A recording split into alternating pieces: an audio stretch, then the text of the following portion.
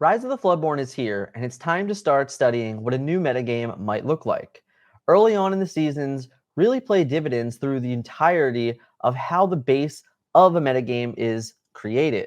So the results from this past weekend is really just the building blocks to where we may end up by the end of December or even in early January. Although we had a very large event to report on and a very small one, the information is still good enough to look at and understand what players decided to bring to events. In this video, we're going to have 6 brand new decks to look at and see the impact that Rise is already having on the Disney Lorcana metagame. Let's get into the meta report. Bring on the rise of Amethyst Amber.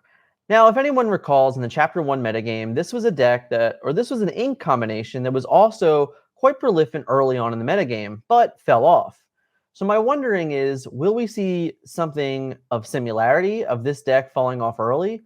Or did the addition of Merlin and Arthur and Pinocchio truly have the ability to take this deck into the rise of the Floodborn metagame? All in all, you can see this is a pretty aggressive deck. Realistically, we are only playing Stitches as a 6 cost, and everything else is 4 or less ink. But Rockstar does have its new dog to shift onto, so trying to complete that curve of 4 or less.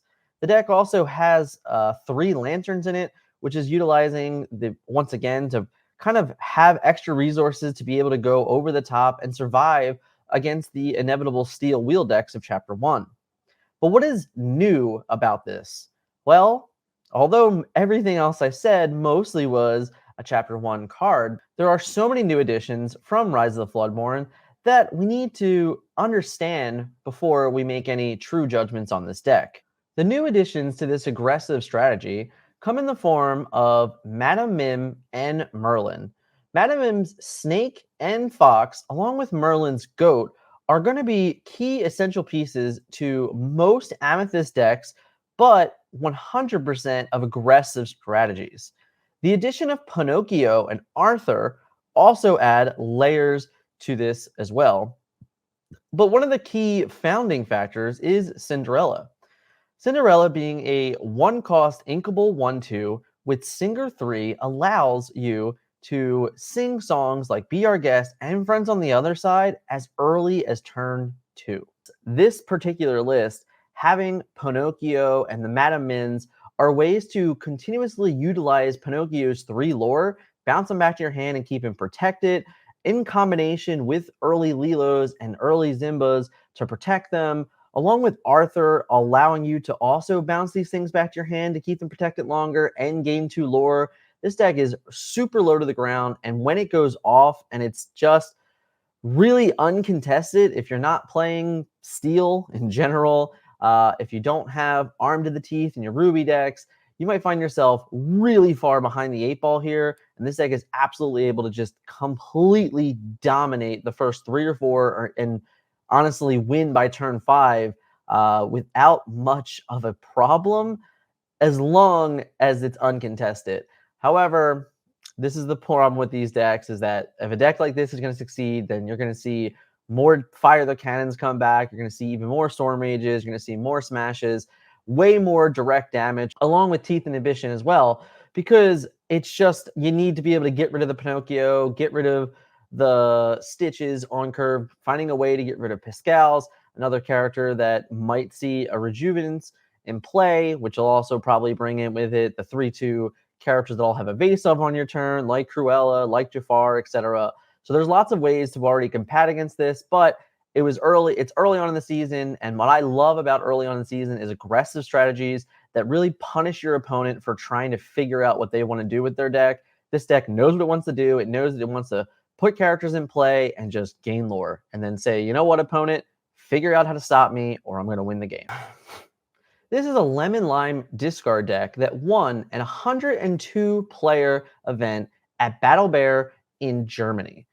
That's a pretty large size event for an opening weekend, and it's not shocking that a deck like this was able to succeed, being how aggressively slanted it is with the combination of discard. Having a character like Prince John benefit from whenever you're able to play Hypnotize or play You Have Forgotten Me or even Quest with Daisy Duck it goes a long way in accelerating this deck and keeping it up to pace with opposing decks.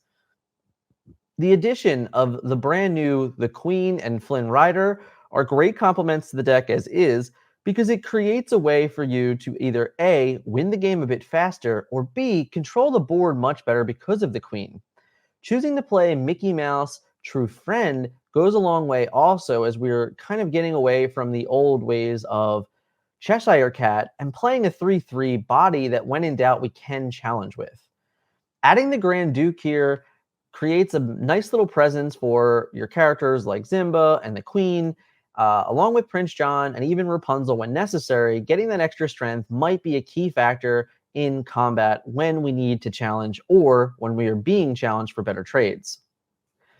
Discard is a deck that everyone's been a little bit scared of, and no one has really seemed to be able to figure it all out yet. However, winning a 102-person event with Discard, that's a good chance of saying, hey, I may be onto something here.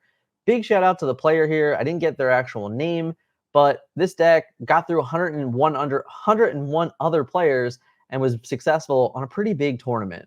So that is definitely something to be reckoned with moving forward, to see if this deck is the real deal, or maybe he just caught a bunch of people off guard. Time will tell. When starting any new metagame, it's incredibly common to go back and look at what was successful from the past and decide, hey, how can I make that better with just one more set of cards? Now, if you really take a very good look at this deck, it has so many new cards. In fact, it is exactly 12 new individual cards in this Ruby Amethyst deck, which is a ton. It's nearly 50% of the deck, actually. So when you can say that, yes, this is just a revision of Chapter 1, but it's really spawning a brand new concept of how this deck is played. Adding in cards like Mana Min and Merlin are additional lore gains, supported by the Spellbook, of course, which is another additional lore game. This deck is so much more efficient at gaining lore early. The addition of Queen of Hearts allows you to freely take out Rafiki for the most part, because now you just have the ways to rush with Queen of Hearts and also have the wonderful Felicia as a 3/1 Reckless for trading as well. Pretty much all of your 1 and 2 curves with the addition of Mother Gothel also just simply trade with every single character you want to early on, which keeps you very protected. And the best part about it is all 3 of those characters are inkable. Now, looking into the greater part of this deck, Floodborns are here to stay. Queen of Hearts, Yzma, and Lady Tremaine are 10 new characters in this deck. 3 Queen of Hearts, 4 Yzma, and 3 Lady Tremaines are just letting everyone know that the Floodborns here are here to stay, and they're definitely going to make an impact on the metagame early. Queen of Hearts allowing your characters when they challenge to draw you cards, Yzma with the ability to get rid of your cheap characters or even throw characters back into your opponent's deck, and of course Lady Tremaine just getting around Ward and being an all-around effective removal character is a wonderful addition to this deck. We still have the normal closeouts that we did before. Be Prepared is the end-all be-all to every single board state that decides to go wide. Having Ursula, having Elsa, and of course for Maleficence. The newcomer to the bunch is Scar. Scar is a 7-cost uninkable, 6 strength, 5 willpower, and 2 lore with Rush and the ability of Daddy isn't here to save you. During your turn, whenever this character banishes another character in a challenge, you may ready this character he can't quest for the rest of the turn.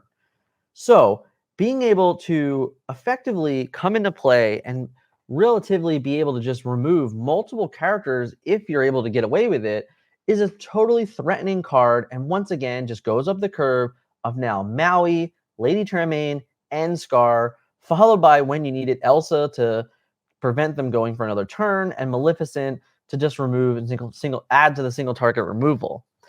The deck also, again, has Yzma, so you have so many effective ways of single target removal, and when in doubt, if it gets out of hand, you also will still have Be Prepared. Ruby Amethyst was a threat early on in the metagame in Chapter 1, and in this event with 102 players, there was 4 of these versions of this deck in top 8. Now, one of them was much more aggressive, but the whole point is the color combination is definitely making a name for itself early on again in Chapter 1. We'll have to see if that continues or if something can kind of take it off the pedestal and say that, no, I'm going to be the best deck early in the metagame. Now listen, you might be wondering, why is it important to track the metagame so early? Well, in this particular reason, the first 2K for Pro Play Games is coming up in just less than 10 days. That's right, Columbus, Ohio at GalaxyCon on December 1st and December 2nd and 3rd. PBG is already off to the running with Rise of the Floodborn hosting a 2K tournament. And that's exactly why it's so important to track this already. If you're going to that event, if you're going to events similar to this in your area, whether it's a 1K or a 2K or even PAX Unplugged, then you need to be able to follow this information early and understand where people already are in the metagame. And that's exactly why we're tracking it. Of course, we do this every week, and we're going to follow as many events as possible. So be sure to hit that subscribe button if you want to see more information like this often. Of course, if this video has been helpful for you, and hit that like button for me, and let me know in the comments what you have been playing early on in Rise of the Floodborn. In this particular list, we once again see Prince John as a 4-of, and in all honesty, I think he's going to be one of the 4-of characters in a lot of different Emerald decks. He feels very early on similar to Mickey Mouse Detective, where he's a hard mulligan condition for any discard strategy. Getting him into play is going to make or break your game, similar how to ramping on 3 with Mickey Mouse has been in the past. However, he has a lot of backup now.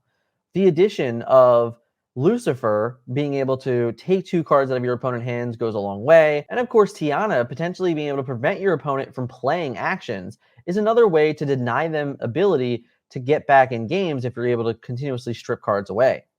Playing a card like Fire the Cannons might already be a testament to the feel of the metagame, knowing that you have to have early answers to cards like Pinocchio just to keep them off the board, or even cards like the Queen just to keep her from shifting on later. The Huntsman is an interesting character to add, with it being a 2-cost, inkable 1/1 with 2 lore, and the ability of Change of Heart. Whenever this character quests, you may draw a card, then choose and discard a card. Taking the 2 lore and the ability to have to quest rather than just playing Cinderella is a very interesting decision. My assumption is this player may not have yet owned the Steel Cinderella for Floodborn to get into, but I would argue that much like when we played Stitch New Dogs early on, I would still be playing that Cinderella just because you can kind of threaten the ability to always have Floodborn. And normally it forces opponents into making poor decisions based on the information they don't know. Of course, having Donald Duck and Beast Mirror is a confusing point, but I think it's more about saying like, hey, I want to make sure I have additional card draw, and both of these cards are inkable, so when I have one, I don't need the other, and that's okay as well. But all in all, this deck is just a very early onslaught of lore and discard, and it's another way that we might see discard continuously play through the metagame as it's kind of trying to define itself and what ink it best pairs with. Emerald got some of the most prolific upgrades in Rise of the Floodborn, and in all honesty, this particular list doesn't even have some of those that it very well could have. But it is the first weekend. We probably don't own all the cards. Not having Cinderellas in this deck, not having Bibbidi Bobbidi Boos to double down, and even honestly not even having Tinkerbell Great Fairies, is just a couple of contention points that I would definitely start with if I was looking to modify or upgrade this deck. Playing the best cards in the game, like Tinkerbell and like Cinderella, is always a good start when you're trying to make a deck a little bit better. Another revision of Chapter 1 comes in the form of course, Amber Steel songs. Cinderella was always going to be a #1 card to add to this list because it's just so effective and it allows you to do so many things early on. However, getting more songs like Let the Storm Rage On and Strength of a Dragonfire really only made the character even better in this particular set. Having so much removal early on that you can start as early as turn 2, if you're the player that is on the play, you can prevent your opponent from ever being able to utilize their Cinderella or getting rid of their Queen early, getting rid of their Stitches early, and even potentially getting rid of early Zimbas as well. But at its core, this is still mostly the same deck with just some better songs and better actions. Now that you're able to play World's Greatest Criminal Mind, Let the Storm Rage On, Strength of a Dragonfire, Grab Your Swords, and A Whole New World, that's so many more songs to find for Ariel's Spectacular Singer. Adding in the additional threats of the Queen and the Floodborn Queen only adds the layer of ways to interact with the board and really buff up characters to make them well above curve for trading. The crazy thing about all this is that you still have the end game. You still have the room to play Rockstar Stitch, Floodborn, or Tinkerbell Great Fairy, and Stitch Carefree Surfer, but now we've also had the addition of Cinderella. This deck, honestly, even very early on, has looked like a complete deck, and it's not shocking because of how powerful and good it was in Chapter 1. While so many inks were looking for answers and looking for cards to fill gaps, Amber Steel really didn't have many gaps, in all honesty, and the addition to some of the cards that I just mentioned really might only make this deck even better than it was before. Time will tell if it's still the best deck in the game, but it's absolutely a great decision if you're playing in any event early on and you don't have time to really dictate more of other options that are going over in this video. But it's definitely one of those decks that if you played a bunch of Amber Steel early on and you just picked up these cards and played it again, I don't even know that you would notice a difference in the deck other than a clear increase in power level, which is definitely scary. I'm not sure many people would have had Popsicle and Hyrum on their bucket list for best cards in Disney Lorcana in set 2. However, this deck itself and versions of this deck that have been popping up all over online and all over different forms of media are absolutely going to tell you otherwise. Hyrum and Popsicle are the key foundation for Sapphire decks moving forward, and in all honesty, it's a bit scary. However, the grand scheme of this deck is pretty powerful in itself.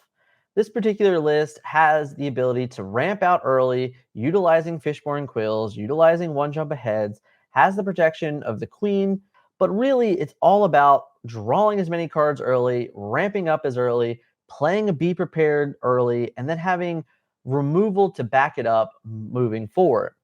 Now, this version of the list has Dragonfires and Maleficents, and that's it. But I've seen other versions of this list already, including Lady Tremaine, including Hades, including Let It Go, and being almost closer to like 20 removal or banishing effects between your actions and characters. Still relying on Aladdin could be something that this deck is actually very capable of getting away from. However, adding the new threatening win conditions of Timecodes, who is a Chapter 1 character but didn't see much love at all. However, if you look across this list here, we have 4, 8, 12 items in the deck, and 8 of them cost 1 or less, with one of them being a combination with Nick Wilde, who's actually able to get it back to play. Well, get it back to your hand so you can replay it again. Timecodes somehow can actually end up being a 4 or 5, and in all honesty, over the weekend, I've seen him up to 8 lore. Definitely a threatening way to win the game.